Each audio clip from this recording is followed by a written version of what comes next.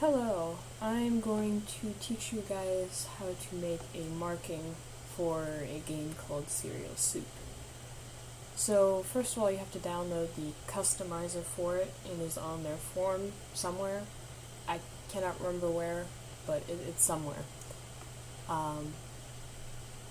So it comes in a zipped file, which is this, and basically all you have to do is try to open this up. It'll prompt you to unzip everything because it's easier that way, and then you'll get this.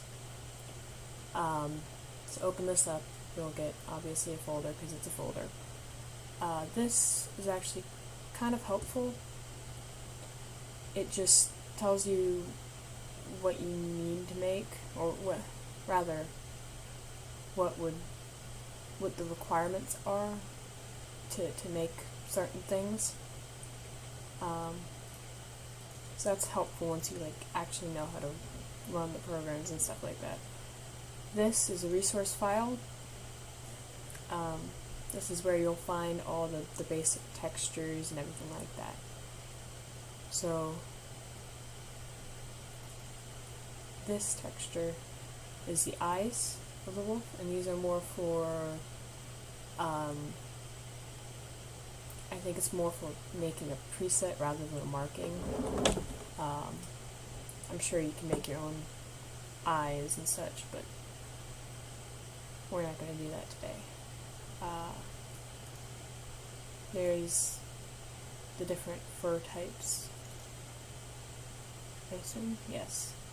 You can see they all have ears, the tail, and the actual shader, this thing.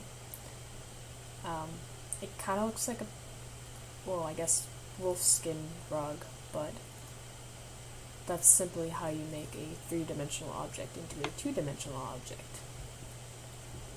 And I guess it makes sense if you think about it.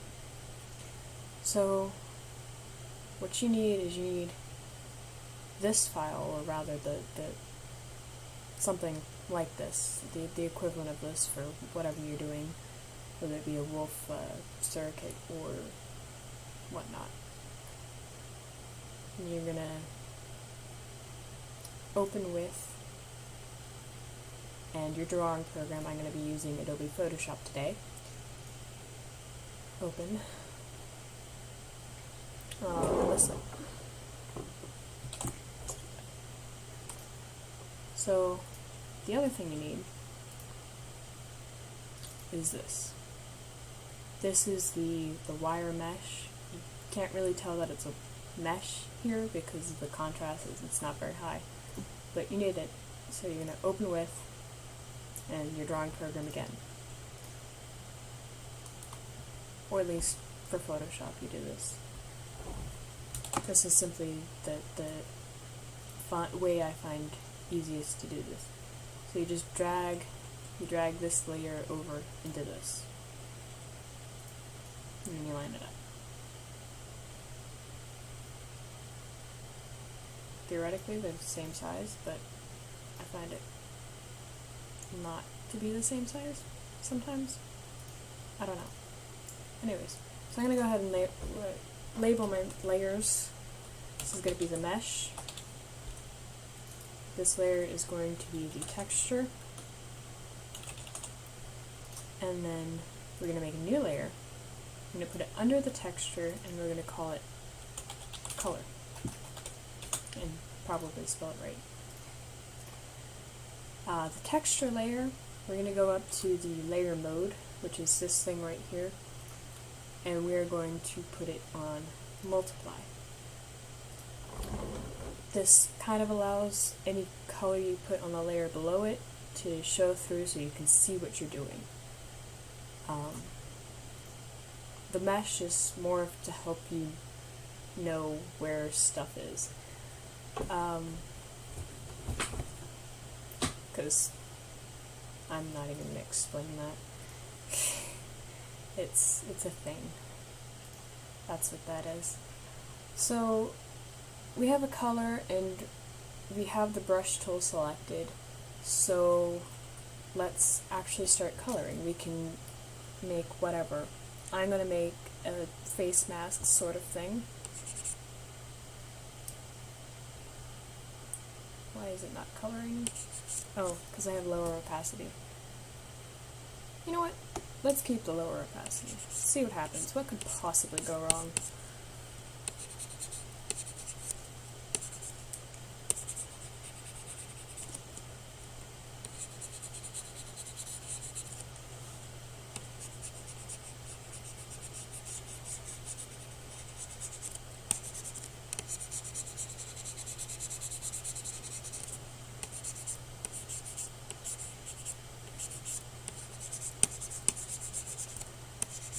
So the brush I'm using right now is Kyle's Ultimate Pastel Palooza brush, and I like it. It kind of gives, it's a less harsh brush to use for this kind of stuff, because I mean, like, honestly though, when you have like a hard edged brush for this stuff, it just kind of looks weird.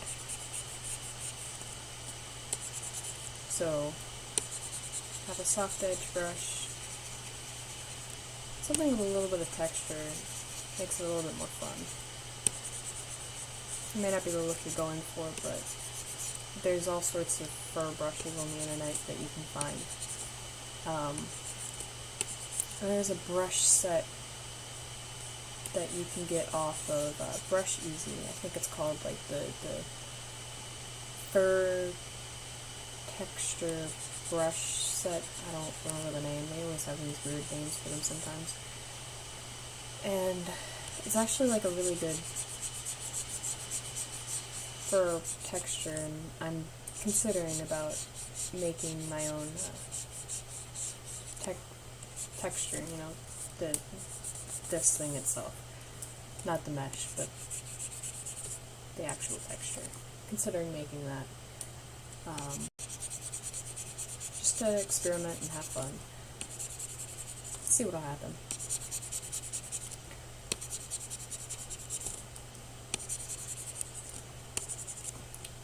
Oops, sorry, radio menu coming up.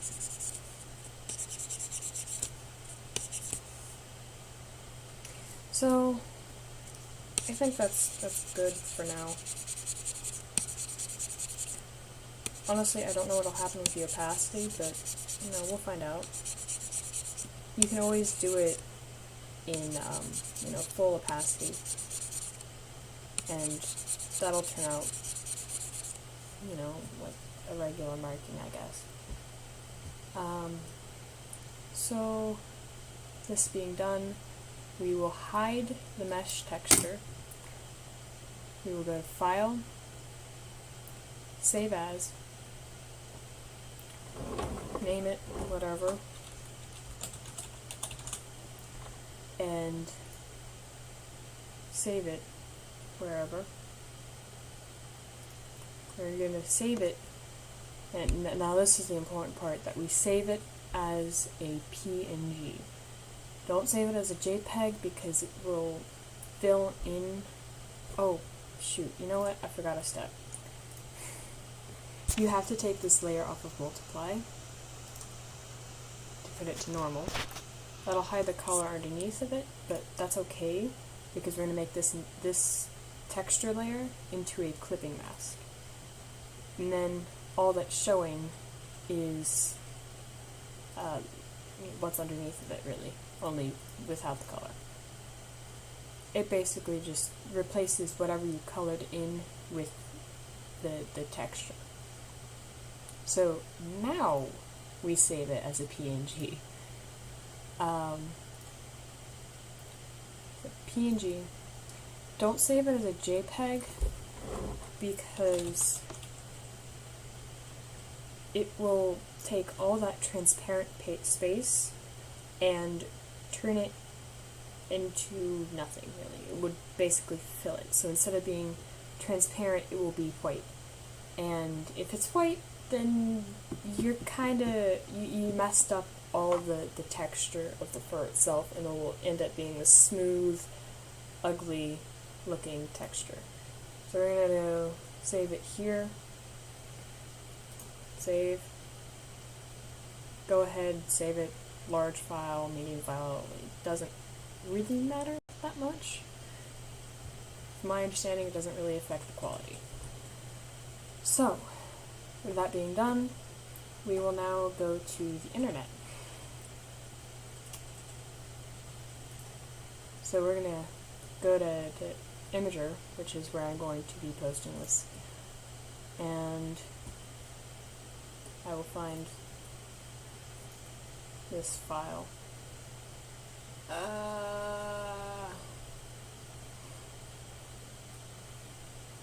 It's so hard to find files sometimes. So I'm going to drag it there, wait for it to upload. Uploaded. Now we're going to copy the direct link here. So I'm going to copy that, can minimize that, exit out of that, back up, and now we're going to go into the actual creator itself. So I'm going to go into Windows 86. By the way, you have to go into whatever folder that matches what you have on your computer. Obviously, if you have a MacBook, you're going to go into the Mac. If you have a Windows 64 computer, you're going to go into Windows 64. If you're going to go to Windows, so on and so forth. So I'm going to go into Customizer. Wait for that to load up. Display 2. That, I don't know. Open that up. Go ahead and full screen that. So this is the customizer. You can right click and drag, kind of similar to the name, game, to move the camera around. Turn this button to turn off the light, like night and day kind of stuff. You have some mains, which that's just like you have like a certain texture in the thing to do that. Ears, I don't know why the ears don't change for the circuit, but whatever. Got tails also don't change for the circuit, huh? And then horns. So to change an animal, you press this button right here. You have the raptor, the wolf, and the cat. It just kind of cycles through. So we're going to go with wolf. You can change the mane, change the ears, change the tail, horns, kind of similar to everything else. I'm going to just give him something. And we're going to go make a marking because, we're making a marking. And now we're just going to simply paste the image URL here. Fetch texture. Now right now it doesn't look like he has anything on, and that's because the marking color and the fur texture fur color are the same color. So if you offset that to anything really, it'll look like that. So that's what our creation looks like. And I think for the most part, that's about it. Looks like the opacity actually did kind of make a difference. It helps blend it in. So you could definitely use the opacity thing to make a difference. Something like that. And you can make every color. I mean, these kind of these like mildly annoying slider bars that you have to like get perfect if you want like the good colors. But I don't know, it's something worth dealing with, in my opinion. So that's the basics. And for the most part, I like the outcomes of my own custom markings and such. I don't know how to get them into the game yet, but, fight one battle at a time, I guess. So that's about it. It's not really all that hard once you get used to it and once you like kind of learn your program a little bit. I guess all I have to say really is adventure, explore, and create, and have fun. I mean, in reality, like, probably take like, any image or something like that and make it, bring it into here or something like that. You know, you can explore and it doesn't really cost anything. It doesn't cost anything more than the time and effort that goes into making this, and it's a lot of fun. It really is. And once you learn it, you know how to do it. It's not hard, and you're just kind of like, I guess, trying to put something that's 2D into a 3D form, and that's really the hardest part about it. But like once you get used to the model, and once you realize when you put something here, it goes there on the model, it's easier to think about that way, I guess. Anyways, that's just about all I have to say, so bye.